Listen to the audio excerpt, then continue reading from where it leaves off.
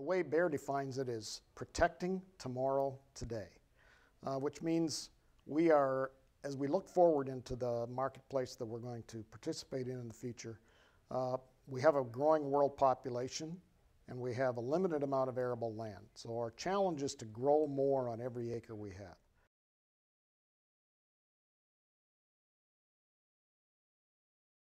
Well, we think we've got a first-class portfolio of products, first of all. And again, we do have a solid portfolio in all the applications in the marketplace.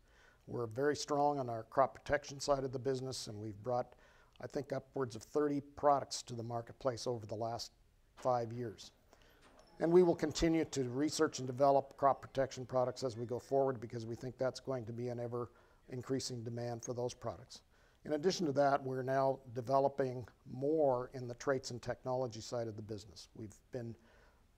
We are very strong in that marketplace in cotton and in canola, which is not a huge acreage crop, but we are a very strong provider of actual seed technology in those marketplaces.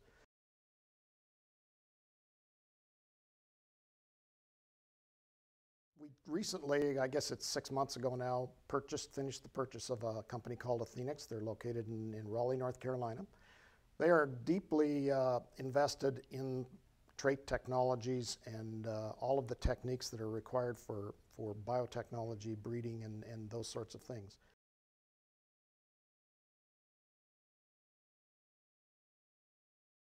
What they bring to us is obviously that background and history and knowledge.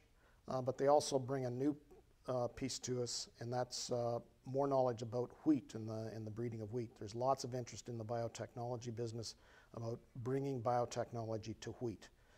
We've had it in corn and soybeans and other crops for years, and we think that wheat is the next horizon for that.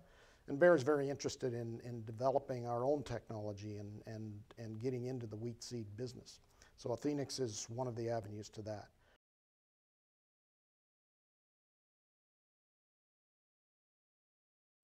Well, education is important in all aspects of life, and particularly when it comes to agriculture.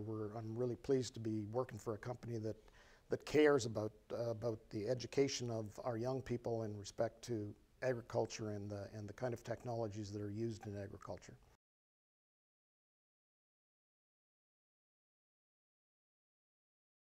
We begin with a volunteer program where our volunteer staff goes out to elementary schools in a program called Making Science Make Sense, where we do relatively simple experiments, but it really spurs the ingenuity of the kids in elementary school. They love to see things happen that are kind of hard to believe that they can be done. And we do have a number of experiments that we do on a regular basis with elementary school classes.